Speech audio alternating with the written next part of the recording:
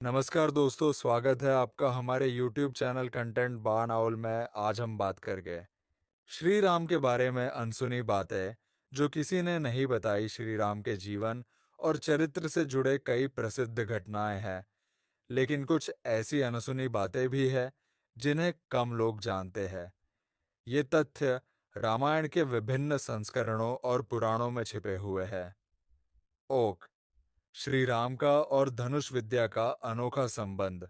बहुत लोग जानते हैं कि श्री राम ने शिव धनुष तोड़ा था, लेकिन कम ही लोग जानते हैं कि वे बचपन में धनुष के प्रति अत्यधिक रुचि रखते थे। उन्हें धनुष इतना पसंद था कि उनके गुरु विश्वामित्र ने विशेष रूप से उनके लिए धनुष विद्या की शिक्षा का विस्तार किया था। 2. श्री राम का वनवास केवल दशरथ की प्रतिज्ञा के कारण नहीं था।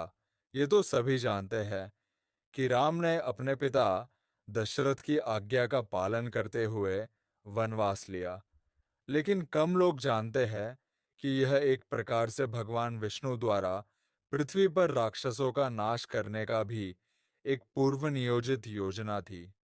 राम का वनवास उन्हें राक्षसों के नाश का मार्ग देने के लिए था। 3.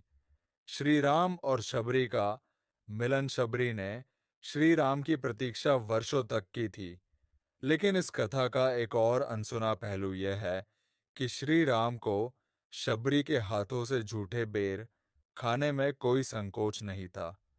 ये इस बात का प्रतीक है कि भगवान राम ने प्रेम और भक्ति को जाति और स्थिति से ऊपर रखा। 4. लक्ष्मण ने 14 साल तक नहीं सोया। यह तथ्य काफी अनसुना है कि लक्ष्मण ने पूरे वनवास के दौरान 14 साल तक नींद नहीं ली थी। उन्होंने श्री राम और सीता की सुरक्षा के लिए निद्रा का त्याग किया था।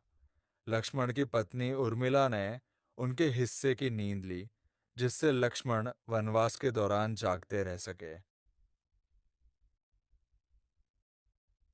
5.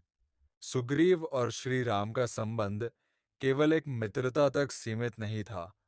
राम और सुग्रीव की मित्रता के बारे में सभी जानते हैं, लेकिन कम लोग जानते हैं कि इस मित्रता के पीछे एक गहन उद्देश्य था।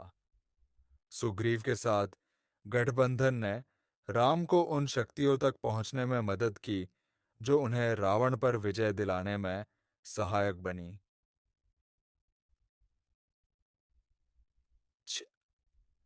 श्री राम का वनवास के बाद राज्याभिषेक से संबंधित संकोच राम का राज्याभिषेक वनवास से लौटने के बाद हुआ था, लेकिन इसके पहले राम ने अयोध्या वापस लौटने पर संकोच व्यक्त किया था।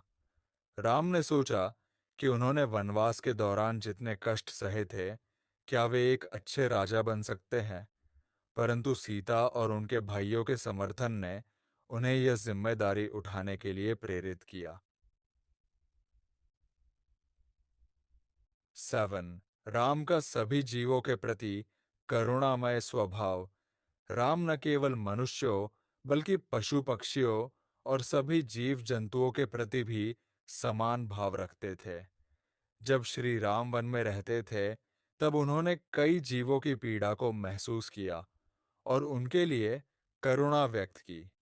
उनके इस करुणामय स्वभाव का कम लोगों को ज्ञान है। 8.